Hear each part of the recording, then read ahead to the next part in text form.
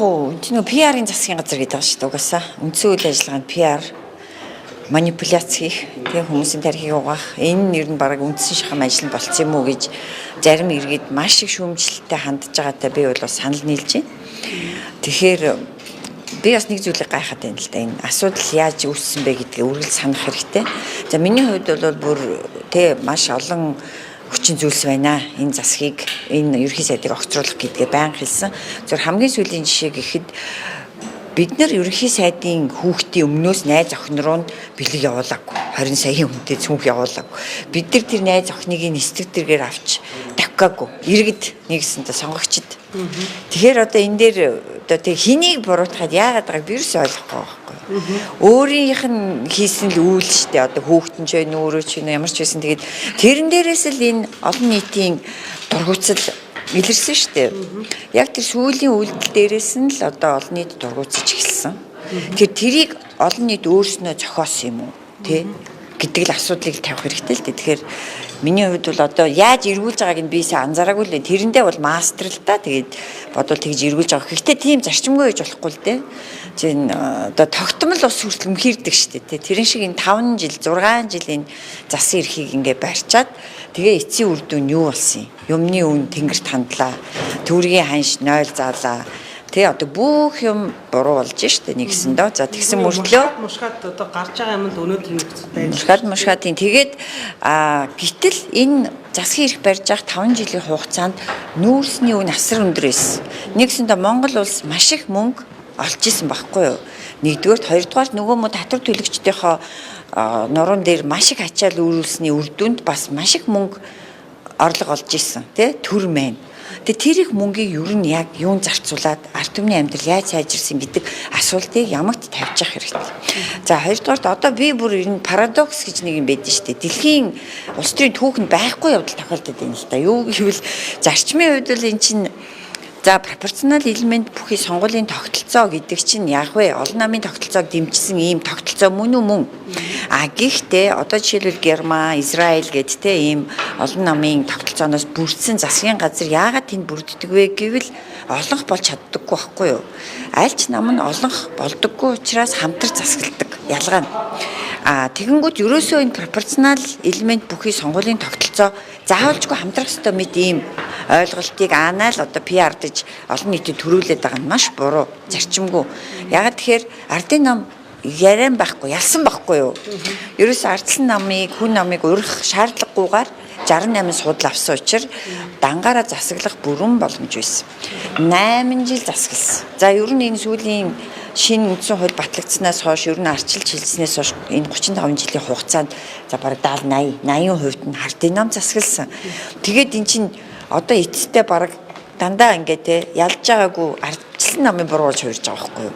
Юм хийхгүй байна гэдэг байгаа байхгүй. Тэгээд 8 жил юу хийсэн гэдэг асуулт гарч байна шүү дээ. Ялангуяа өмнөх 8 жил бол бүр үнэмлэхүй ял байгуулж ирсэн. Парламент дээр бараг 80% авч ирсэн. Юу л юу ямар ажлыг хийх бүрэн боломж байсан. За хоёрдугаар би дахиад нэг зүйлийг зориуд хэлье. За нөгөө зүгээр шүүмжилсэн хүн болгоныг ингээд нэг ханд аваач наагаад байгаа тийм үү? Баялагын сан эсэргүүцчээ. Нөгөө хөрөнгө хураа хуулийг эсэргүүцэж байна гэдэг байгаа байхгүй юу? Тэр чинь эсэргүүцэх үндслэл байхгүй. Дөнгөж тэр хууль нь өнөөдөр орж ирж шít. Орж ирээгүй хуулийг одоо улсын хурлын гишүүд яаж эсэргүүцсэн байж таарах уу? Тэг ингээд нэг дандаа нэг юм ард түмний тархийг угаах гэсэн юм башир аргаар л үйл ажиллагаагаа явуулж байна. Ийм ерөнхий сайд ийм засгийн газар бол яваргүй л дээ. Энэ бол ард түмэнд маш хортой. Ард түмнийг ямар их талцуулж байна те.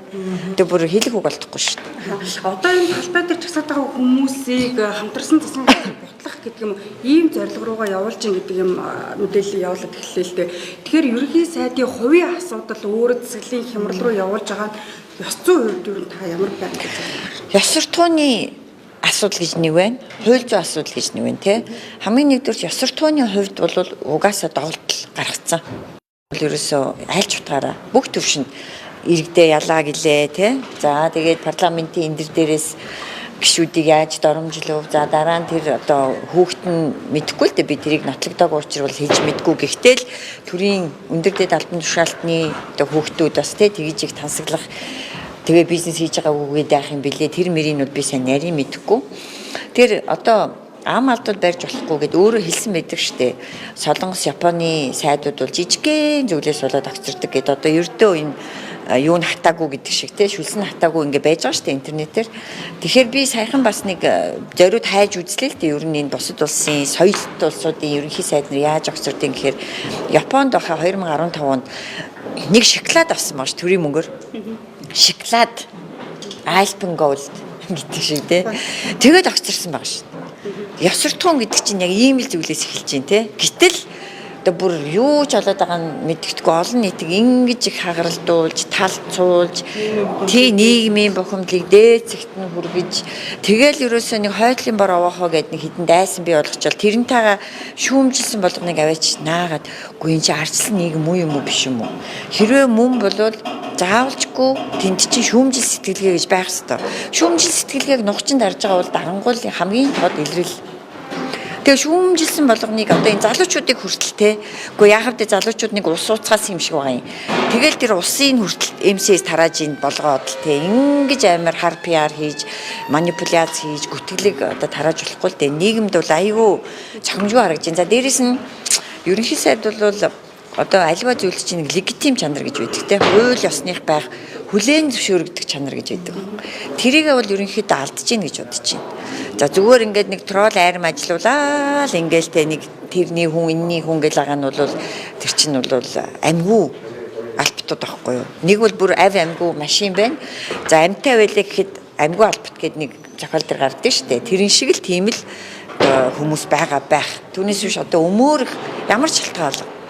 Тэгэн чи зүй нь бол дангаараа засаглана гэж улс төрийн намын үндсэн зорилго юу гэж ялах буюу засаглах байхгүй юу. Засаглаад тэр өөрийнхөө үзэл баримтлалын дагуух бодлогоо хэрэгжүүлэгч ерөөсөө дэлхийн аль ч улсын улс төрийн намын цорын ганц зорилго. Гэтэл одоо бүр ингээд ялчаад байгаа мөртлөө засаглахгүй гэдэг байгаа байхгүй юу. Хамтрахаас нааш ерөөсөө ажил явахгүй нэг гэдэг. Үгүй нөгөө ажлыг гэвэл аргаа болно гэдэг шиг те дангаараа засаглаж явахдаа юуг л бол юу хийх бүрэн боломж байсан шүү дээ. Яагаараа те би бүр ерөөсөө ойлгохгүй байхгүй юу. Гагцгүй хамтарч байж л ажил явна гэд. Хэрвээ ингэх байсан бол яах гэж ялах гэж улаарсан юм. Чадахгүй бол гэдэг асуулт тавигдчих байгаа байхгүй юу.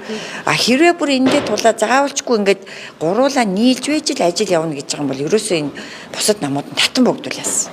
Тэгээ нэг мөсөн энэ нэг намтай байвал яасан. Тэ? Энд чи ерөөсөө онлын хувьд ч тэр дэлхийн практикт ч байхгүй үзэгдэл явагдаж байгаа байхгүй юу.